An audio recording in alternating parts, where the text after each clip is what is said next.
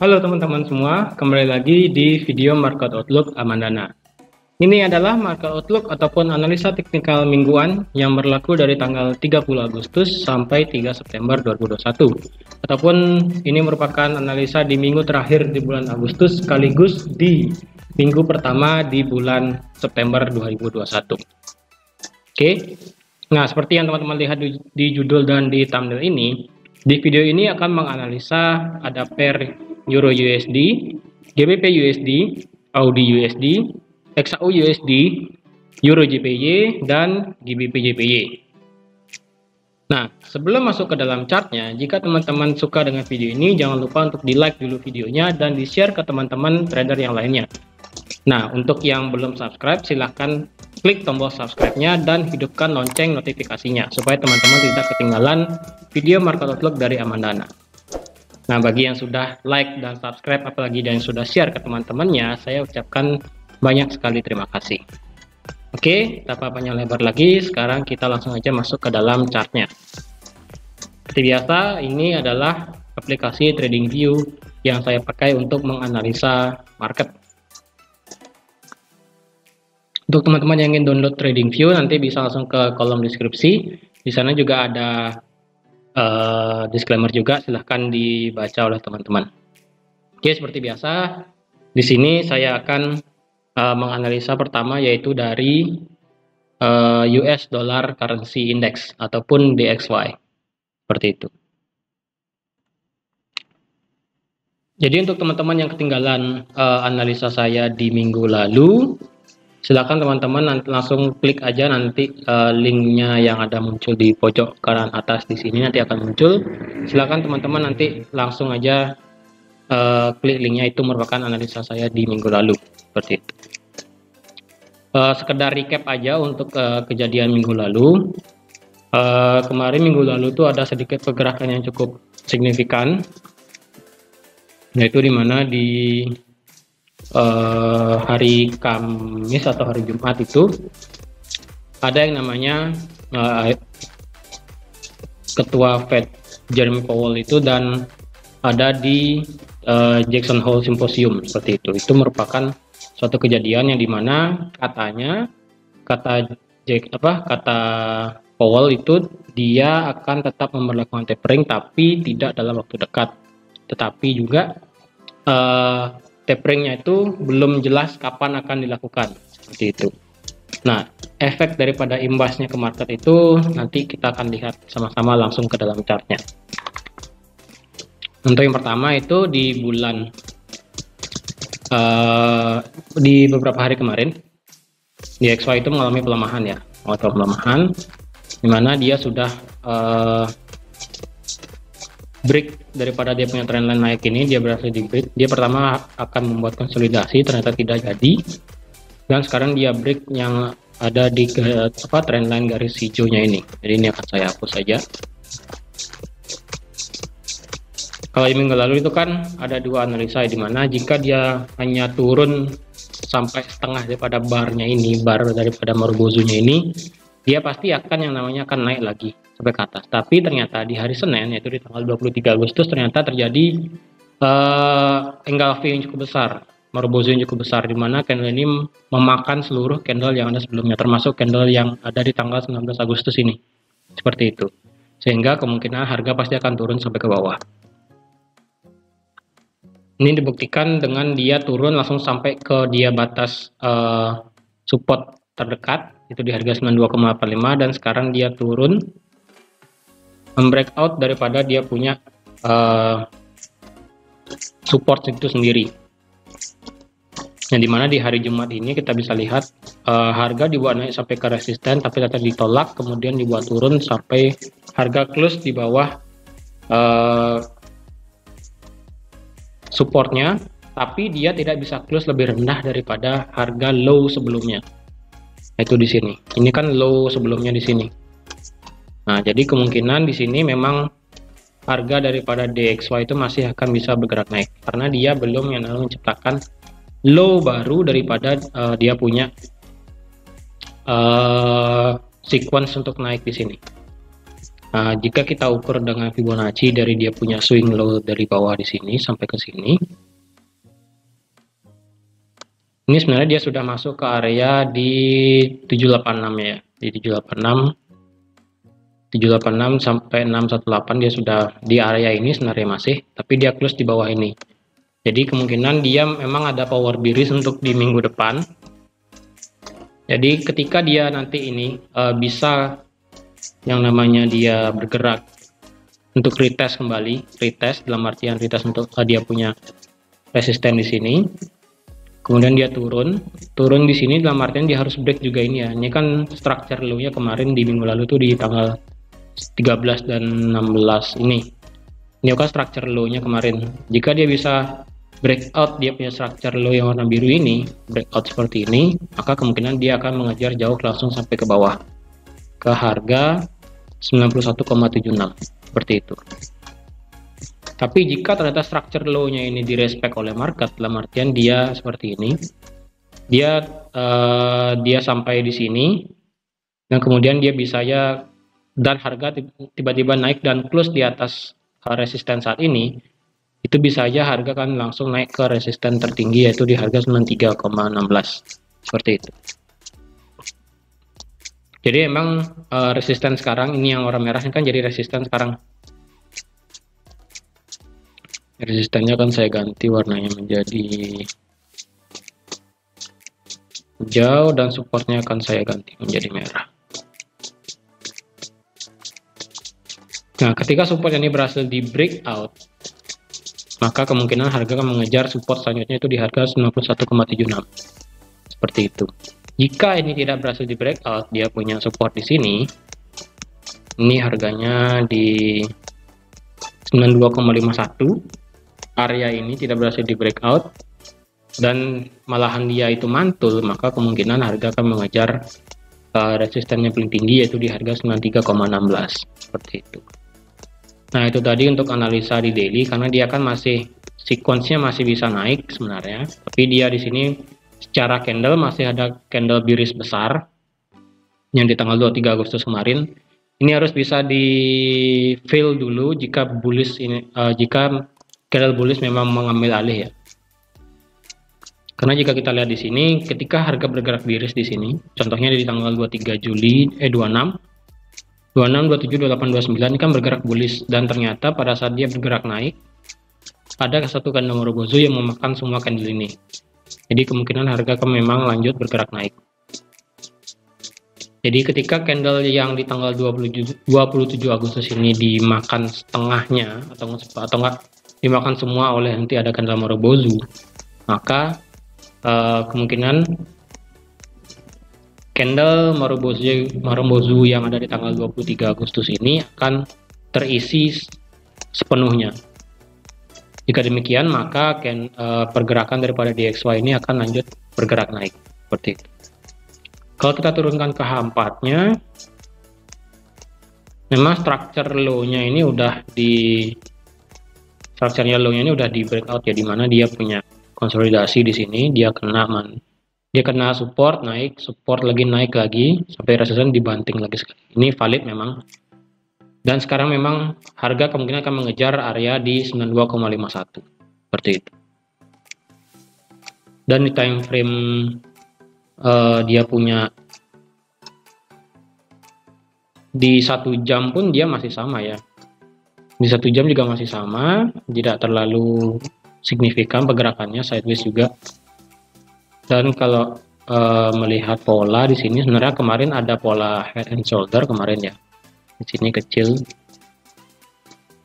hanya harga bisa bergerak turun. Kalau di sini saya tidak begitu banyak melihat pola. Jadi kemungkinan memang akan harga mengejar turun ataupun dia bisa tiba-tiba naik ya. Harga itu bisa ya turun langsung ke harga 92,51. Ataupun dia akan retest sedikit, baru dia akan turun sampai 92,1. Pokoknya patokannya adalah range areanya adalah di 92,82 untuk di resisten, dan sedangkan untuk supportnya di 92,51. Jika salah satu ini di breakout, maka dia bisa ke atas dan ke bawah seperti itu. Tapi untuk support sendiri Terjauhnya memang ketika ini di breakout 92,51, harga bisanya mengejar langsung ke 91,76. Seperti itu. Oke, itu tadi untuk DXY. Sekarang kita langsung ke pair-pair yang akan kita bahas. Yang pertama itu ada Euro USD. Oke, dampak daripada Jackson Hole Symposium dan sekaligus dia punya Powell yang mengatakan tapering akan dilakukan tahun ini tapi tidak dikasih tahu kapan jadwalnya, sehingga membuat sentimen masyarakat itu mulai kehilangan kepercayaan terhadap The Fed itu sendiri, yang menganggap bahwa terjadi pro kontra antara masyarakat di Amerika sana dan sekaligus beberapa investor juga, karena banyak daripada investor sekaligus anggota dari The Fed itu menginginkan adanya tapering, karena inflasi di Amerika itu sudah cukup tinggi dan ekonomi di Amerika itu sudah mulai perlahan-lahan recovery, walaupun tidak full recovery seperti sebelum pandemi, seperti itu. Tapi banyak dari anggota dari The Fed menginginkan adanya tapering karena pembelian obligasi yang dilakukan oleh The Fed itu sudah terlalu besar di setiap bulannya. Seperti itu, sehingga tapering ataupun pengetatan ataupun bisa dibilang kayak pemberhentian untuk stop beli obligasi itu sangat diharapkan oleh beberapa anggota The Fed sekaligus investor. Tapi karena Powell itu tidak kasih tahu kapan pastinya, ya dia sentimen masyarakat itu mulai hilang seperti itu. Ini yang mengakibatkan adalah Euro USD kemarin di hari Jumat langsung dibawa full breakout naik, dan dia mengindahkan yang namanya dia tidak sampai ke bawah banget. Ternyata dia tidak sempat mengejar harga yang di paling bawah. Di harga paling bawah di sini di harga 16512 sampai 16282 itu tidak sampai ke sana ternyata, walaupun dia punya broadening wedge ini masih berlaku ya. Jadi di sini masih ada area atasnya, di sini masih ada area bawahnya. Seperti itu. Dan sekarang dia ada di area resistennya. Nah, resistennya itu ada di sini, sekarang berhenti pas seperti di minggu lalu. Di minggu lalu ternyata harga benar-benar berhenti di area resisten. Kalau ya teman-teman ketinggalan, coba aja di tanggal 13 Agustus ya, berarti di 2 minggu yang lalu itu sudah kasih tahu kenapa dia berhenti di sini, karena dia ini ada area supply-nya sekaligus area resisten. Jadi kemungkinan jika kita lihat bentuk ya, kita lihat bentuk secara kasat mata, kemungkinan di sini akan membentuk yang namanya pola inverted head and shoulder, tetapi dengan posisi yang cukup besar.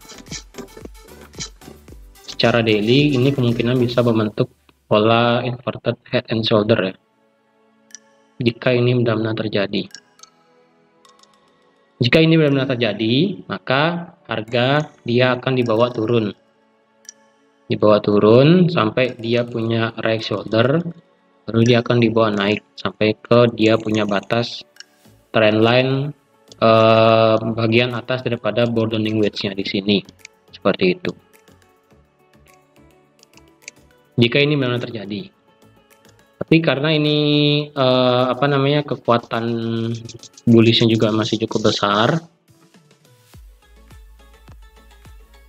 jadi bisa aja harga itu langsung bergerak naik sampai batas dia punya trendline, nanti baru dia bisa akan dibuat turun lagi, di reject oleh trendline itu sendiri.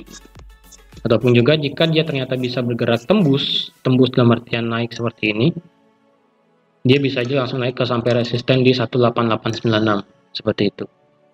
Jadi area krusialnya itu nanti di sekitar sini, karena ini merupakan dia punya berbatasan dengan burning wedge, sekaligus dia membentuk neckline-nya di sini seperti itu. Jika inverted head shoulder ini benar-benar terjadi ya, bisa seperti itu. Karena mengingat juga di kejadian di minggu lalu, 2 minggu yang lalu, ketika ada candle power bullish di sini yang cukup besar, ternyata di keesokan harinya tuh harga tidak mampu untuk membawa harga close di atas, yang membuat harga langsung turun dan ada candle Marubozu biris ini yang memakan seluruh candle bullish di sini seperti itu, dan harga kemudian dibawa turun. Sebenarnya untuk batas bawah daripada Euro USD itu masih di sekitaran di sini. Sebenarnya dia punya support itu sebenarnya masih di sini, masih ada yang perlu disentuh di sini sebenarnya. Tapi karena ini kembali lagi ke market, kemanapun dia bisa bergerak,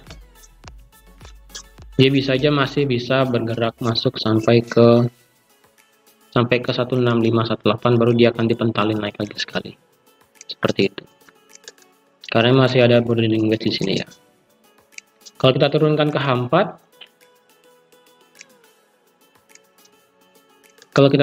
H4, memang di H4 ini candlenya masih cukup besar, dan di sini ada sedikit ya,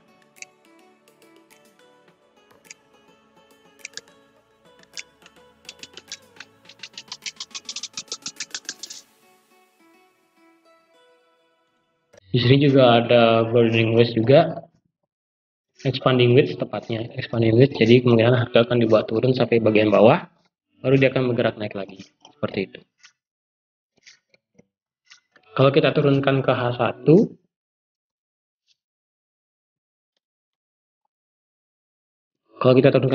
memang tidak begitu kelihatan banyak pola, kecuali yang tadi ada expanding wedge-nya.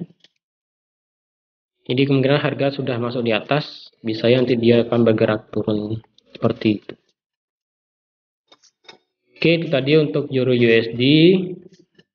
Sekarang kita akan pindah ke GBP USD. Untuk GBP USD sendiri ada Morningstar, candle kemarin Morningstar, di mana di sini ada sedikit doji dan kemudian ada candle Marubozu yang akibatkan harga bergerak naik. Tapi secara dia punya trend line masih valid ya, trend line-nya masih valid, belum di breakout juga. Jadi di sini teman-teman bisa lihat ketika dia menyentuh trend line, harga langsung di reject ke bawah. Dan dia punya support resisten terdekat itu ada di sini di harga 37975. Jikapun dia nanti bisa bergerak naik, dia harus bisa close dia punya di atas resisten ini, baru dia akan bergerak naik. Kalau dia tidak bisa, artinya dia hanya bergerak naik sedikit, atau enggak dia langsung bisa turun tiba-tiba kan, dia bisa langsung turun. Bisa jadi dia merespek dia punya trend line dan langsung turun mengejar support lagi. Itu di harga 36167 seperti itu. Karena kalau kita lihat secara garis besar memang dia masih trennya naik di sini. Tapi sekarang dia mulai bergerak sideways sebenarnya. Di sini ada double bottom, tapi double bottomnya tidak terlalu signifikan ya. Tidak pas low-nya, sebenarnya di sini lebih low lagi di sini. Tidak begitu pas dengan double bottom, lebih tepatnya di sini berhenti karena ada structure supportnya di sini. Karena itulah mengapa dia berhenti di sini. Dan sekarang dia kemudian dibawa naik sampai di area resisten. Sekarang dia akan berhenti dengan dia punya garis trend line turunnya. Jadi di sini ada area krusialnya di lingkaran di sini. Seperti itu. Kalau kita turunkan ke H4,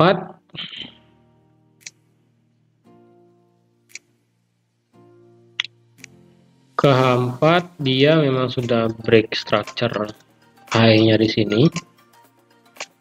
Structure high-nya sudah di break di sini dan sekarang di retest, tapi di retest dia ternyata close ada di bawah structure itu sendiri. Jadi kemungkinan memang harga akan dibuat turun sedikit sebelum dia dibawa naik lagi. Kalau kita turunkan ke H1 memang belum ada kelihatan tanda-tanda di H1 karena dia ada bergerak sideways di dalam kotak resistennya ini sendiri seperti itu.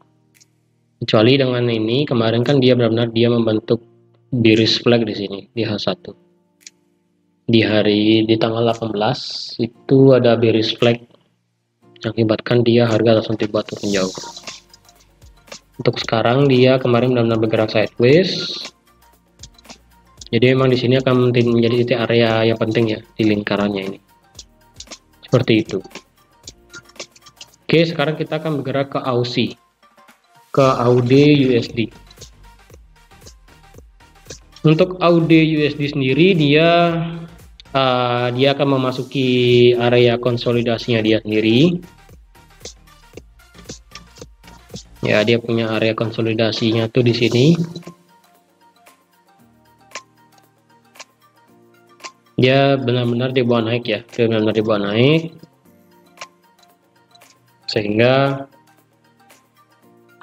harga sekarang bergerak di dalam area konsolidasi nanti. Untuk dia punya support sebenarnya sampai sini sebenarnya ya. Ini kurang dibawa naik sebenarnya, kurang lebih tinggi. Jadi untuk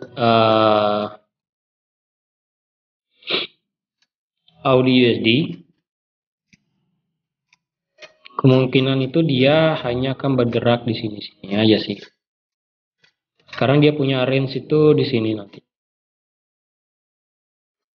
Nah, nanti mungkin dia akan bergerak main-main cuma di sini aja. Karena seperti yang di minggu lalu dia kena sideways kan di sini. Kemudian dibuat turun, sekarang dikembalikan lagi ke area sideways-nya. Jadi kemungkinan Audi ini dia akan bergerak sideways akan seperti ini juga. Karena di sini masih ada trend line naiknya ya. Trend line turunnya masih ada di sini. Masih cukup valid. Apakah dia akan mengejar trend line ini? Bisa aja. Nah, jadi kekuatan bearishnya ini sudah mulai habis dimakan oleh semua candle bullish. Ataupun nanti bisa aja dia malah bergerak turun sideways-nya bisa di antara area kotak biru ini nanti. Seperti itu. Kalau kita turunkan ke H4 memang ada power bullish candle yang cukup besar. Dan sekarang harga berada di dalam area konsolidasi sebenarnya.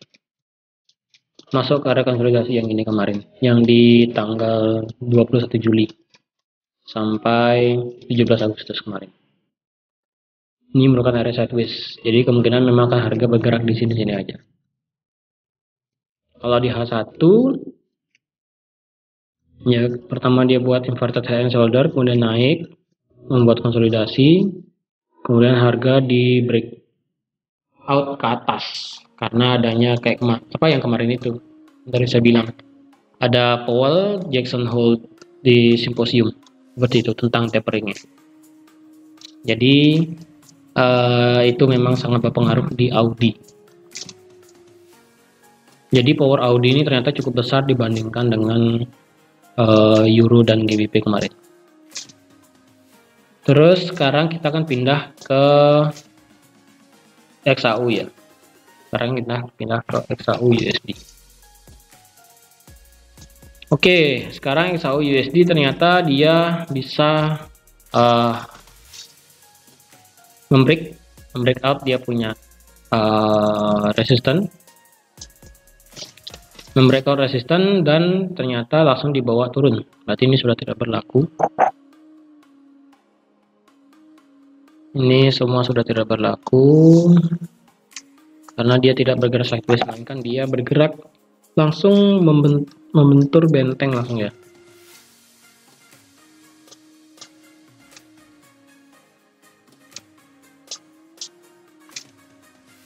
Nah, sekarang dia bergerak naik dan berhenti tepat di sini, tepat di 18.17 sampai 18.14 dan close di harga 18.17 seperti itu.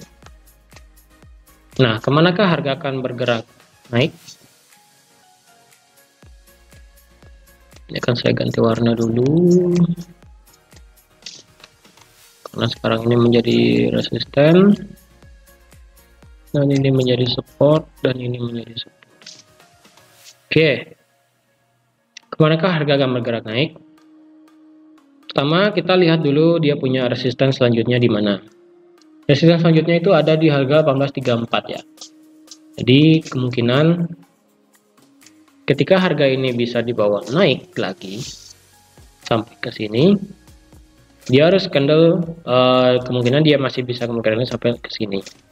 Nah, sampai di sini kemungkinan dia bisa ke reject turun sampai ke bawah.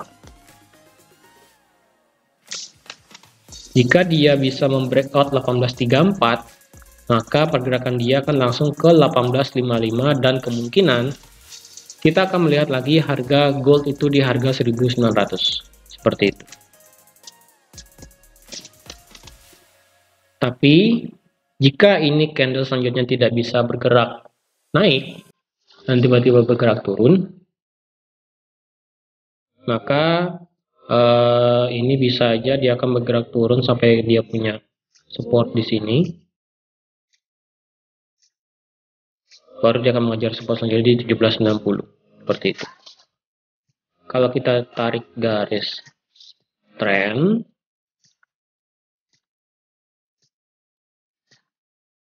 ini sebenarnya sudah di bagian channel atasnya, sebenarnya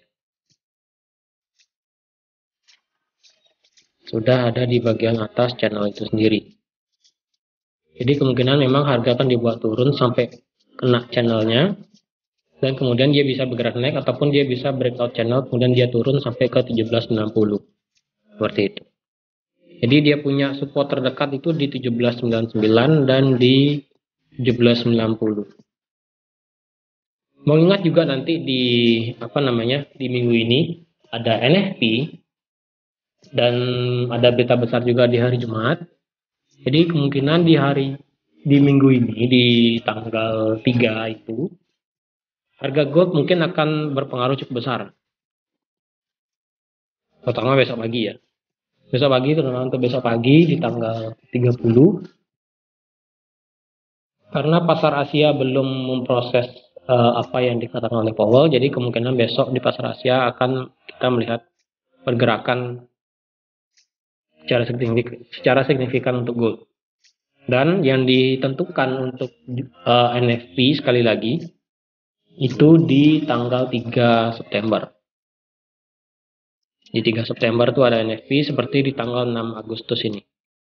6 Agustus ada NFP, kemudian harga dibanting turun sampai jauh ke bawah. Jadi teman-teman perlu perhatikan nanti pada saat trade di NFP ya, terutama di hari Jumat. Apakah jika teman-teman ada yang trade di gold dan masih ada open posisi sampai di hari Jumat, itu teman-teman perlu waspada karena tidak ingin ditarik jika tidak sesuai dengan analisanya seperti itu. Jadi lebih baik di-clearkan saja analisanya untuk XAUUSD pada saat di hari Kamis. Jadi di hari Jumat teman-teman tidak ada trading dan tidak perlu takut untuk trading pada saat ada news keluar NFP itu sendiri seperti itu. Karena trade pada saat NFP itu bisa sangat berisiko sekali. Oke, sekarang kita akan lanjut. Kalau kita turunkan ke H4-nya, kalau kita turunkan di H4 memang dia ini akan lebih kelihatan di H4 ya. Di H4 akan lebih banyak kelihatan. Nah, di sini sebenarnya. Di H4 baru kelihatan garis trend line-nya ya. Di H4 baru akan kelihatan garis trend line-nya. Sebenarnya dia sekarang sudah berada di atas, jadi dan terakhir penutupan tuh dia membentuk sedikit doji. Jadi kemungkinan harga akan dibawa turun sedikit ya, dibawa turun sedikit sampai ke support, baru dia bisa kemungkinan akan bergerak naik lagi sekali, seperti itu. Karena dia punya channel ini masih bergerak naik, masih cukup bagus bergeraknya. Jadi kemungkinan harga akan bisa dibawa turun, seperti itu. Untuk di H1 tidak terlalu banyak, yang bisa kelihatan. Karena di H4 sudah begitu jelas ya, di channel ini sudah begitu kelihatan banget. Jadi nanti untuk di tanggal 3 September jam berapa itu ya, jam sekitar inilah nanti ya. Yang ini yang saya kasih garis warna ungu di sini, ini merupakan tanggal 3 September jam 10 jam 11 itulah. Itu berarti nanti perhatikan ya teman-teman, kemungkinan memang di SOSD akan dibawa turun dulu selama beberapa hari sampai hari Kamis mungkin. Nah di hari Jumat nanti baru akan kelihatan kemana arah pergerakan XAU nya, apakah dia akan break ke bawah ataupun dia akan break dia punya resisten di sini, resisten di 1814 dan di resisten 1834 seperti itu. Jadi dicatat aja nanti di hari Jumat di tanggal 3 September seperti itu.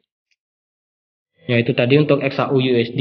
Sekarang kita akan ke Euro JPY atau Euro Yen. Euro Yen sendiri dia sudah dia tertahan ya, dia tertahan. Di sini kemarin ada biris penan, sebenarnya dia tertahan. Sekarang harga itu bergerak turun, benar kemarin di 2 minggu yang lalu harga bergerak turun sampai dia punya support di harga 128401 sampai order di sini terisi.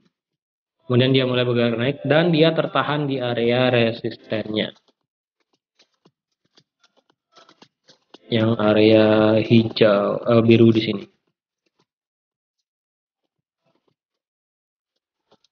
Nah,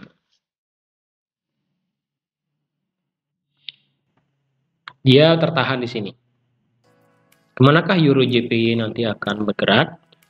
Untuk Euro Yen, Euro JPY sendiri, ini kan dia sudah bergerak turun dan ini dia berhenti di area resisten dan terjadi penolakan. Jadi karena dia sudah mendekati dia punya channel turunnya, falling expanding wedge ataupun broadening wedge ini sudah mulai kena area atasnya. Jadi kalau teman-teman mau lihat kemana arah pergerakannya, kemungkinan dia akan masuk sedikit retest, kemudian dia akan turun sampai sini ya. Kalau dia membuat new higher high sampai di sini, maka kemungkinan harga akan bergerak sampai ke batas atas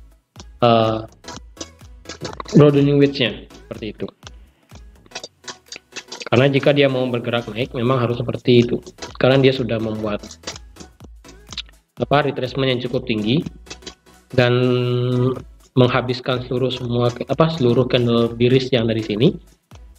Jadi jika dia ingin bergerak up, dia harus membuat yang namanya new higher low. Higher low-nya bisa kemungkinan di sini ataupun dia akan turun sampai ke 128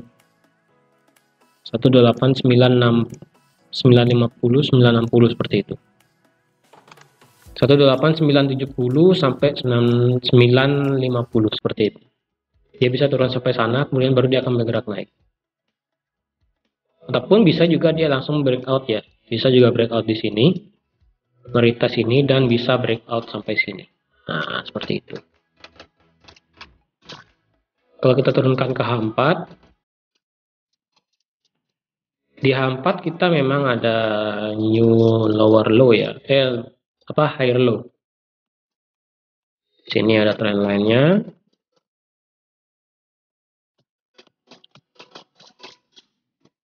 Di sini dia punya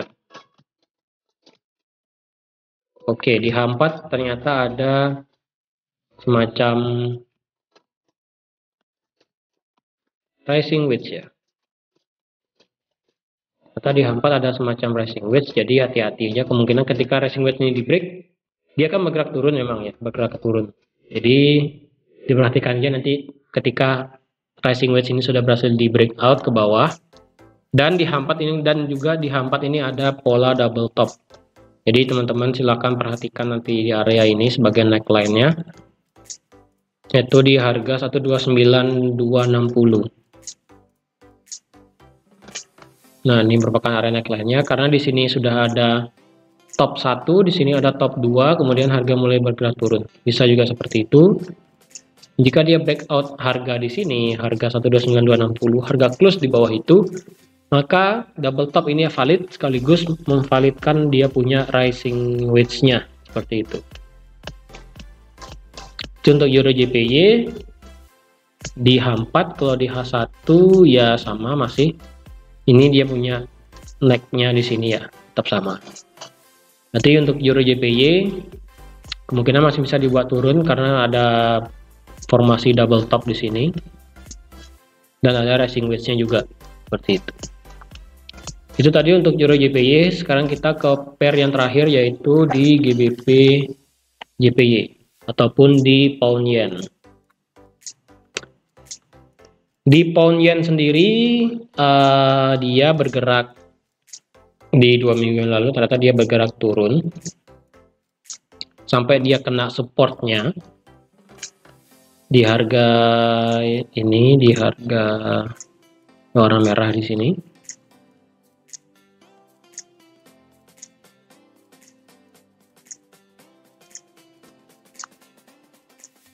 Nah, jadi ini ya teman-temannya, kalau di GBP JPY ini trennya masih sangat naik memang. Trennya masih sangat naik karena ini ditunjukkan dengan dia punya tren major trend line ini masih sangat tinggi. Masih sangat bagus karena ini sudah disentuh mulai hampir 1 2 3 4 kali dan harga sudah mulai sangat tinggi dan sekarang dia bergerak turun. Karena turun ini sudah mulai dikejar ya. Nah, ini terbukti dengan dia punya trendline yang warna ungu nih, minor trendline-nya. Itu dia bergerak semakin lama semakin turun, dan ini jika dia membuat formasi double bottom. Di sini tidak begitu valid juga double bottomnya sebenarnya. Jadi bisa juga dia membuat higher low, mungkin dia membuat semacam new higher low. Bisa juga. Tapi secara dia punya resisten belum kena sebenarnya. Ini sudah hampir kena, tapi belum sempat kena, sudah di reject. Jadi kemungkinan untuk di daily tidak begitu kelihatan analisanya. Kalau kita turunkan ke H4, mungkin kita bisa tarik garis trendline sedikit ya. Kita bisa tarik garis trendline.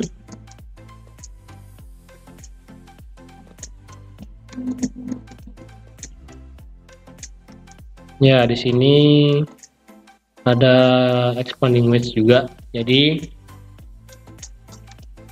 kemungkinan dia masih bisa bergerak naik dulu sampai dia punya batas resisten di sini. Nah, setelah dia nyampe di sini, baru teman-teman nanti perhatikan apakah dia bisa break out daripada dia punya resisten di sini, sekaligus dia punya trend line turun. Kalau itu bisa, berarti harga akan mengejar resisten selanjutnya di harga 153. Jika itu tidak bisa, maka ketika dia harga ini naik, maka kemungkinan dia akan turun sampai ke batas dia punya mayor trend line-nya, seperti itu. Jadi yang memang perlu diperhatikan berarti ada dua. Jika dia bergerak naik, lihat dulu apakah dia bisa menembus dia punya resisten sekaligus dia punya minor trendline turunnya, seperti itu. Dan sekalipun dia turun, dia bisa nggak menembus dia punya support sekaligus dia punya major trendline-nya, seperti itu. Itu tadi untuk GBP JPY. bisa diperhatikan lebih matang lagi kemana arah GBP JPY itu sendiri. Kalau di H1 mungkin di sini ada double top sih, sama mungkin kayak tadi di Euro JPY. Kayak Euro Yen itu mungkin sama, di sini ada formasi top 1, top 2, dan ini agak sedikit mereng. Jadi kalau dia bisa breakout area ini, kalau dia bisa breakout di harga 150.52, 150.520 lah seperti itu, atau 525, harga close di bawah area ini kemungkinan double top ini jadi, dan harga akan mengejar turun seperti itu. Jadi memang di H1 dan di H4 terlihat sedikit ada pola double top di sini, tapi dia sedikit mereng seperti itu. Oke, jadi itu tadi untuk GBP JPY. Berarti kita sudah ada 6 pair yang sudah saya analisa di video kali ini. Jadi untuk teman-teman, sekali lagi saya ingatkan, karena ini merupakan minggu pertama di bulan September, yang dimana itu ada yang namanya NFP. Jadi kalau teman-teman trading dengan yang namanya NFP, teman-teman harap diperhatikan kemana arah market nanti akan bergerak. Karena untuk NFP sendiri, untuk pair-pair USD itu akan bergerak sangat signifikan. Terus untuk pair yen mungkin kemungkinan akan bergerak cukup bergerak lumayan juga, karena yen juga merupakan salah satu safe haven juga. Jadi untuk yang trading pada saat NFP di hari Jumat jam 10 atau jam 11 itu saya lupa, yang seperti saya katakan tadi di gold, di XAU USD itu, kalau sekiranya teman-teman Anda punya open trading khususnya di major pair yang counter ataupun di depannya itu USD, sekiranya teman-teman bisa close dulu pada saat di hari Kamis. Jadi di hari Jumat itu teman-teman tidak trading, sehingga menghindari yang namanya daya tarik dari market ketika terjadi NFP itu sendiri, seperti itu. Tapi kalau teman-teman memang suka pada saat trading, terutama pada saat news-news besar terjadi, seperti misalnya kayak kemarin di hari Jumat, terus nanti di minggu ini ada NFP kayak gitu, silahkan, karena itu merupakan selera teman-teman sendiri, seperti itu. Oke, jadi sekian aja untuk video market outlook pada minggu ini. Jika teman-teman ingin pertanyaan ataupun jika ada ingin request pair apa yang ingin dianalisa di market outlook minggu depan, teman-teman langsung aja ke kolom komentar dan langsung request di sana ingin pair apa yang dianalisa. Apakah mungkin ada pair yang lain, pair eksotik, pair cross, major, ataupun dan sebagainya, silahkan aja. Jadi sekian aja untuk analisa market outlook minggu ini. Semoga dapat bermanfaat bagi teman-teman semua, dan teman-teman yang trading pada minggu ini dapat menghasilkan profit yang diinginkan. Terima kasih sudah like, subscribe, dan sudah menonton video ini sampai habis. Dan sampai jumpa di video market outlook minggu depan. Bye-bye.